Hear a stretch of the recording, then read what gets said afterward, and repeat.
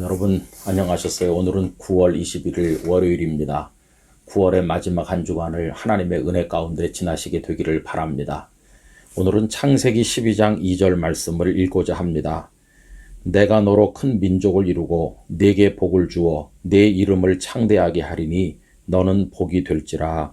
아멘. 이 말씀은 하나님께서 아브라함에게 하신 말씀이죠. 하나님께서는 본토 친척 아버지의 집을 떠나서 하나님께서 보여주실 땅으로 가라고 하셨어요. 그 말씀이 12장 1절입니다.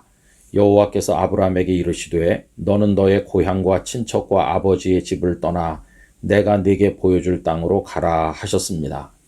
이 말씀을 따라서 아브라함은 아버지 데라와 함께 갈대아 우르를 떠나서 하란에까지 왔습니다. 이게 1차 여정인데요.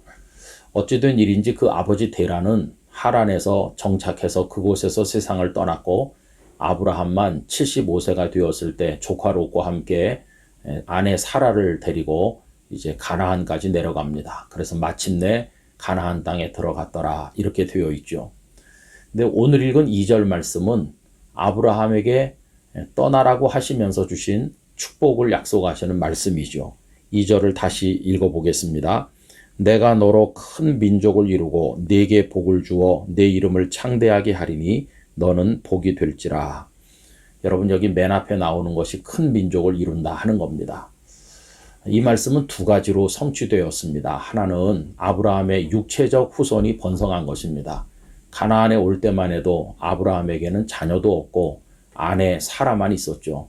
그런데 나중에 이삭과 야곱을 거쳐 내려가는 동안에 이스라엘은 12지파를 거느린 큰 민족이 되질 않았습니까? 그리고 가나안 땅의 주인공이 되었습니다. 또 육적으로만 성취되었을 뿐만 아니라 이 말씀은 영적으로도 성취되었는데 마태복음 1장 1절에 보면 예수님을 아브라함과 다윗의 자손 예수 그리스도라 그랬어요. 그러니까 예수 그리스도를 믿는 사람들은 다 영적으로 아브라함의 후손이 된 것입니다.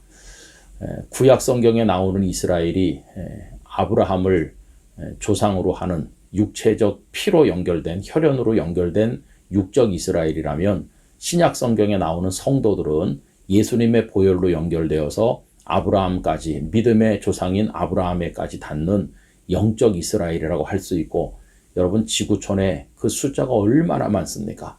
하나님께서 하늘의 별과 같이 바닷가의 모래알과 같이 많아질 거라고 하시는 말씀이 성취된 것을 볼 수 있습니다.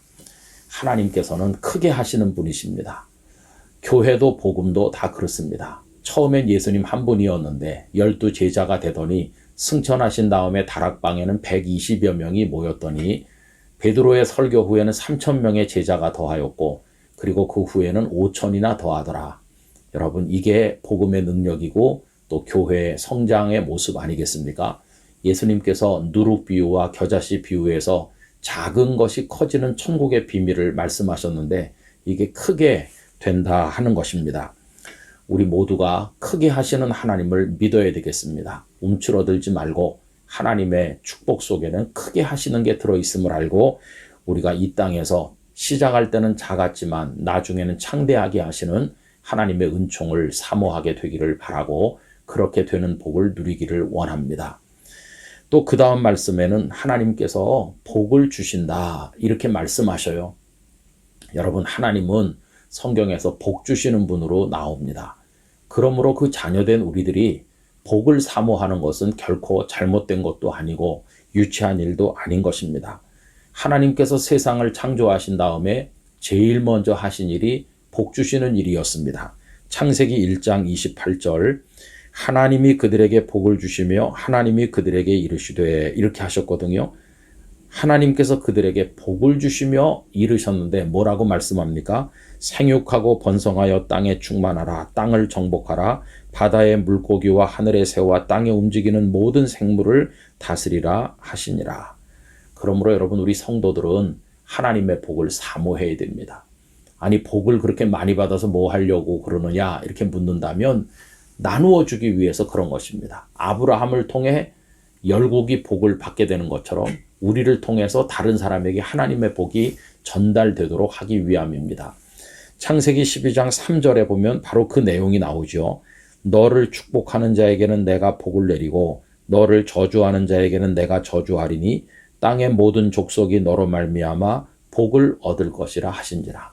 땅의 모든 족속이 너로 말미암아서 복을 얻는다. 너는 그 통로가 된다.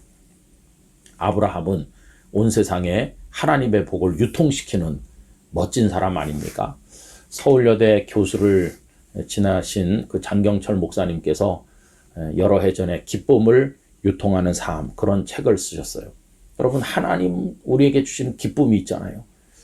그 기쁨을 내가 받아서 마음껏 누릴 뿐만 아니라 기쁨을 다른 사람들에게 이렇게 유통시켜 흘려보내는 삶이 얼마나 귀하냐, 이제 그런 논지로 쓰여진 책인데, 여러분, 기쁨만 유통하는 게 아니죠. 우리 성도들은 하나님의 축복을 유통하고 생명을 유통하고 하나님 주시는 온갖 아름다운 것들을 이 세상에 유통시키는 사명을 감당해야 될 줄로 믿습니다.